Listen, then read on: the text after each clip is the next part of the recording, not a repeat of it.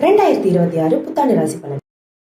ஆன்மீக கிளிட்ஸ் நேயர்கள் அனைவருக்கும் வணக்கம். இன்னைக்கு நம்மளோட பிரம்மஸ்ரீ ராம்ஜி பரமஹம்ச சுவாமிகள் தான் இணைஞ்சிருக்காரு. அவர்கிட்ட ஆன்மீகம் ரிலேட்டடாக நிறைய விஷயங்கள் கேட்டு தெரிஞ்சுக்க போகிறோம். 2026 புத்தாண்டு பலன்கள் மட்டும் இல்லாமல் நிறைய விஷயங்கள் அவர்கிட்ட கேட்டு தெரிஞ்சுக்க போகிறோம். நிகழ்ச்சிக்கு போகலாம். சுவாமிகள் வணக்கம். வணக்கம். எப்படி இருக்கீங்க? நல்லா இருக்கு.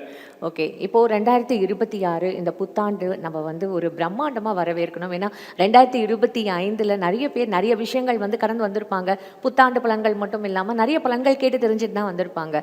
இப்போது இந்த 2026 இந்த புத்தாண்டு யாருக்கு ரொம்ப சிறப்பாக இருக்குன்றதையும் மட்டும் இல்லாமல் இன்னும் என்னென்ன மாதிரியான பரிகாரங்கள், என்னென்ன மாதிரியான ஒரு பூஜைகள் இதெல்லாம் பண்ணணும், ஏதாவது சிறப்பான ஒரு விஷயங்கள் பண்ணால் இன்னுமே அவங்களுக்கு முன்னேற்றம் அந்த மாதிரி அடைவாங்க அப்படின்ற மாதிரி நிறைய விஷயங்கள் நீங்கள் சொல்லணும் சுவாமி. ஃபஸ்ட்டு 2026 பொறுத்த வரைக்குமே இந்த வருடத்தினுடைய மிகப்பெரிய ஒரு ப்ளஸ் அப்படின்னு பார்த்தீங்கன்னா குரு பகவானுடைய உச்சம். குரு பகவான் ஜூன் மாதத்திலே உச்சம் அடைகிறார். இதை விட ஒரு பெரிய சந்தோஷமான விஷயம்னு வேற எதுவும் கிடையாது. ஏனென்றால் இந்த 12 ராசிகளில் இந்த கடகராசிப்பட்ட கஷ்டம் 1 இல்லை 2 இல்லை, அவ்வளோ கஷ்டப்பட்டாங்க. கடகத்திலேயே குரு பகவான் உச்சம் பெறும் பொழுது என்ன ஆகுதுன்னா மற்ற எல்லா ராசிகளுக்குமே அதனுடைய அனுக்கிரகங்கள் அப்படிங்கிறது கிடைக்குது. 12 வருடங்களுக்கு ஒரு முறை மட்டுமே நடக்கக்கூடிய இந்த நிகழ்வு. இப்படி நம்ம சொல்லுவோம், ஒரு குறிஞ்சிப்பூ 12 வருடங்களுக்கு ஒரு முறை, குரு பகவான் உச்சம் பெறுவது 12 வருடங்களுக்கு ஒரு முறை தான் நடக்கும்.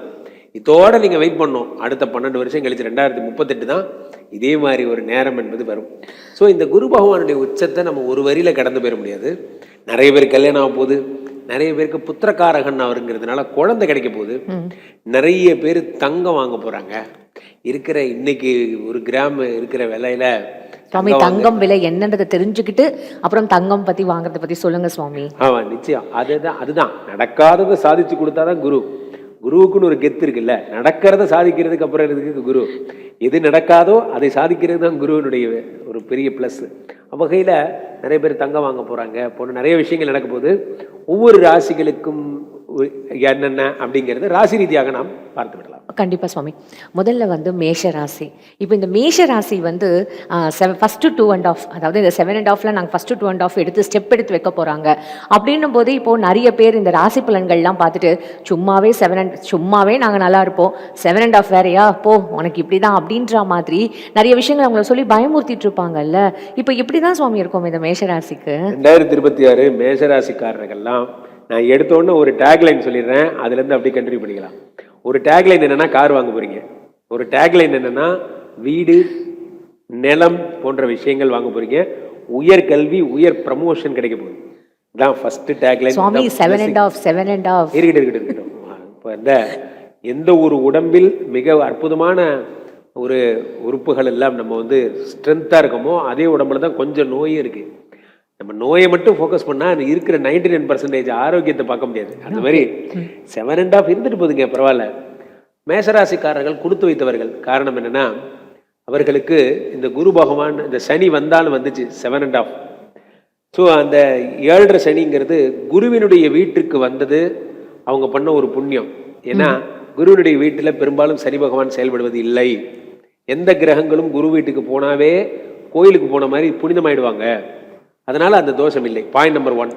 பாயிண்ட் நம்பர் 2, போன வருஷம் ஃபுல்லாக வக்ரமாகவே இருந்தார். அவர் 7.5 சனி ப்ராப்ளம் பண்ண வந்ததையே மறந்துட்டார். வருஷம் ஃபுல்லாக வக்ரமாக தான் இருந்தார். இப்போதான் வக்ர நிவர்த்தி அடைஞ்சிருக்காரு. அடைஞ்சு ஒரு 6 மாதம் தான். ஜூன் மாதம் குரு உச்சம் பெற்ற குரு சனியை பார்க்க போறாரு. இந்த வருடத்தில் 2026 ஜூன்ல மேஷராசிக்காரர்களுக்கு சனி இருந்தும் இல்லாதது போல்தான். காரணம் சனியை குரு பார்த்துடுறாரு. அடுத்த 3வது ப்ளஸ் பாயிண்டா 2027 சனி மேஷத்துக்கு நகர்ந்துருவார். ஜென்ம சனின்னு நீங்க நினைப்பீங்க, ஆனா ஜென்ம சனி கிடையாது. ஜென்ம சனியா நீச்சம் ஆயிடுவார். ஏன்னா மேஷத்துல சனி நீச்சம் என்பது ஜோதிட விதி. அப்போ சனி இருந்தும் பிரயோஜனம் இல்லை. அடுத்த 2 வருஷம், கடைசி 2 வருஷம் சனி போகிறதுக்கு முன்னாடி அள்ளி கொடுத்துட்டு போவார் சனியோட குணம். அதனால அந்த 2 வருஷமும் ஃப்ரீ. ஆக 7.5 சனியே இவங்களுக்கு ஃப்ரீ. 7 சனியும் உனக்கு இல்லப்பா கிடையாது, இல்லாத மாதிரி தான். ஆக இவங்களுக்கு ப்ராப்ளம் எல்லாம் எங்கிருந்து வருது என்றால், என்னதான் பல்லு புடுங்க பாம்புனாலும் பாம்பு தான். வகையில் 12ஆம் இடத்துல சனி இருக்கிறது அசுப விரயங்களை கொடுக்கும். மேஷராசிக்காரங்க நல்லா ஃபோக்கஸ் பண்ணி பார்த்தாங்கன்னா எனக்கு வருமானம் வருது ஆனால் ₹1 கூட என் கையில் தங்கலை அப்படிங்கிறது தான் அவங்களோட பிரதானமான கம்ப்ளைண்ட். இன்னைக்கு காலைல நான் சம்பாதிச்சது வந்த மாதிரி இருந்தது, போன மாதிரி இருந்தது. அதான் பெரிய ப்ராப்ளம். இப்போ 2026 4ஆம் இடத்துல குரு பகவான் உச்சம் பெறும்பொழுது உயர் கல்வி, உயர் பதவி, மதிப்பு, மரியாதை இந்த இடத்துக்கு வந்திருக்காரு குரு. அப்போது நான் சாதாரணமாக நான் என் கம்பெனியில் ஒரு ₹75,000 சம்பளத்தில் இருந்தேன், இப்போ நான் ₹1,00,000 சம்பளத்துக்கு மாறிட்டேன் என்பது நடக்கும். குரு பகவான் தருகின்ற பொன்னான பலனால் அது நடக்கும். அடுத்தது இன்க்ரிமெண்ட். அடுத்ததாக 4ஆம் இடத்துல குரு பகவான் வீடு, நான் எனக்குன்னு ஏன் வீடு வாங்கவே இல்லைன்னு இப்போ யோசிக்கிறேன் என்பது போன்ற சிந்தனைகள் வரும். என்னைக்கு ஒருத்தருக்கு சிந்தனைகள் சொத்து சேர்த்த வந்துருச்சோ அதுக்கப்புறம் சரியா. 4ஆம் இடத்துல இருக்கிற குரு ஃபஸ்ட்டு பார்வையாக சொத்தை தான் பார்க்குறாரு, 8ஆம் இடத்தை. அப்போ 200% இவங்க ஏதாவது ஒரு அசட் வாங்குவாங்க, அதாவது கோல்டு வாங்குவாங்க, அல்லது இவங்க லேண்ட் வாங்குவாங்க, எதையாவது ஒன்று வாங்குவாங்க, வாங்கியே தீருவாங்க. அடுத்ததாக இவர்கள் 10ஆம் இடமாவிட தொழிலை பார்க்குறாங்க. குரு 2026 மேஷராசிக்கான இப்போ நான் டேக்லைன் சொன்னேன், அதற்கு மேலே தம்புலைன் இப்போ சொல்கிறேன். மேஷராசிக்காரர்கள் தம்புல போட்டுடலாம், வேலை கிடைக்க போகுது, ஸ்டார்ட் அப் பிஸ்னஸ் பண்ண போகிறாங்க, இவங்களுக்குன்னு ஒரு தொழில் அமையும், அந்த தொழிலில் இவங்க பெரிய ஆள் ஆயிடுவாங்க. 10 குரு பார்க்குறாரு. அப்போ என்ன ஆகும்னா, நம்ம நிறைய நேரத்தை வேஸ்ட் பண்ணுறோம், நம்ம ஏன் அப்படி வேஸ்ட் பண்ணுறோம் அப்படிங்கிற உள்முகமாக யோசிக்க ஆரம்பிப்பாங்க. 10 சனி பார்க்குறாரு. அடுத்தது 12 பார்த்து சூப்பர். ஆக மேஷராசிக்காரர்கள் ஒரு ரிஃபைனிங் ப்ராசஸ்.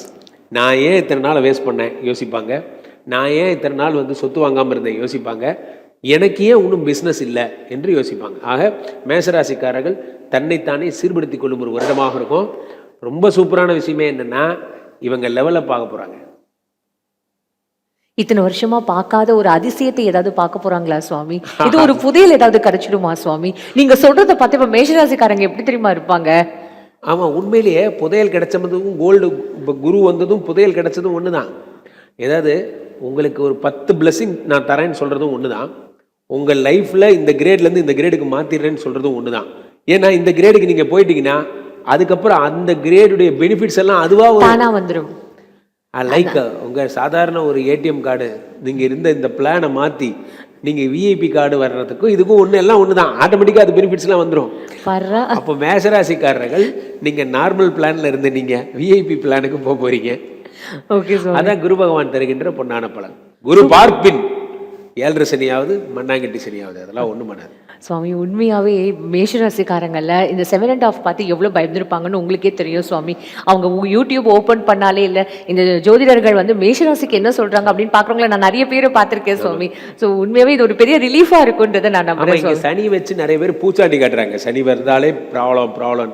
ஆக்சுவலாக சனி ப்ராப்ளம்லாம் ஒன்றும் கிடையாது. சனி தன் கடமையை செய்கிறார். குரு பார்க்கும் பொழுது சனி நார்மல் லாப சனியாக மாறிவிடுகிறார். மேஷராசிக்காரர்கள் சிறப்பு இருந்தாலும் திருநள்ளாறு போகணும், அல்லது இவங்க சனி பதிகம் பாடணும், பிராம் பிரீம் ப்ரோம் சகம் மந்தாய ஸ்வாஹா என்னும் மந்திரத்தை சொல்லணும், கருப்பு கலர் ட்ரெஸ் அதிகமாக விரும்பி அணையணும், சபரிமலைக்கு மாலை போட்டுக்கணும், ஐயப்பனுக்கு மாலை போடுற மாதிரி ஆஞ்சநேயருக்கு மாலை போடணும். அது போன்ற விஷயங்கள்லாம் தொடர்ந்து டிவைன்லேயே இருந்தாங்கன்னா ஹி வில் பி த மேஷராசிக்காரர்கள் அடுத்த லெவல் போகிறது கன்ஃபார்ம். பெண்களுக்குன்னு எக்ஸ்க்ளூசிவாக ஏதாவது இருக்கா சுவாமி? பெண்களை பொறுத்த வரைக்கும் அவர்களுக்கு கால் வலி அதிகமாக வரும், மூட்டு வலி, கால் வலி போன்றவைகள் அதிகமாக இருக்கும். கனவுகள் தொந்தரவு, ஸ்லீப்லெஸ்னஸ் அதிகமாக வரும். படுத்தா தூங்கவே மாட்டாங்க, நைட்டு தான் உட்காந்து எல்லா ரீல்ஸும் பார்த்துட்டு தான் தூங்குவாங்க. அதெல்லாம் நடக்கும். ஸோ அது மாதிரி தூக்கம் டிஸ்டர்ப் ஆகக்கூடிய விஷயங்கள்லாம் இருக்கும். பெண்கள் தன்னுடைய உடல்நிலை, கால் நிறைய வாக்கிங் போகணும், எக்ஸசைஸ் பண்ணணும், நிறையா தூக்கத்தை கான்சன்ட்ரேட் பண்ணணும். 9 மணிக்கு மேலே ஃபோனை ஆஃப் பண்ணிட்டு வச்சிடணும். அது பண்ணால் நல்லா இருப்பாங்க. ஃபைன் சுவாமி. இப்போ இவங்க வழிபாடு, குலதெய்வம், பரிகாரம், சனியை வழிபட்டால் போதும், அவ்வளோதான். ஓகே சுவாமி. உண்மையாகவே 2026 மேஷம் ஒரு டாப் நாச்சாக இருக்க போகுது அப்படின்றது மார்க் சொல்லிடலாம். 100க்கு இவர்களுக்கு 90 மார்க் சுவாமி. நிஜமாவே 100க்கு 90 7.5 அவங்களுக்கு உண்மையாவே அது ஒரு பெரிய ஒரு ஹாப்பினஸ் இருக்கு சுவாமி. பெரிய ப்ராப்ளமா சொல்ல வேண்டாம். 4ஆம் இடத்துக்கு குரு போதும், மற்ற எல்லாம் சரி பண்ணிடுவேன். ஃபைன் சுவாமி. ஸோ ரொம்ப பொறுமையா எல்லா விஷயமும் ரொம்ப அழகா எங்களுக்கு எக்ஸ்பிளைன் பண்ணுங்க, டைம் எடுத்து. உங்களோட நேரத்துக்கும் உங்களோட இந்த டீட்டெயில்டான இந்த ஒரு விஷயத்துக்கும் ஆன்மீக கிளிட்ஸ் சார்பா, நேயர்கள் சார்பா ரொம்ப நன்றிகளும் வணக்கங்களையும் தெரிவிச்சுக்கிறேன் சுவாமி. Thank you madam, thank you.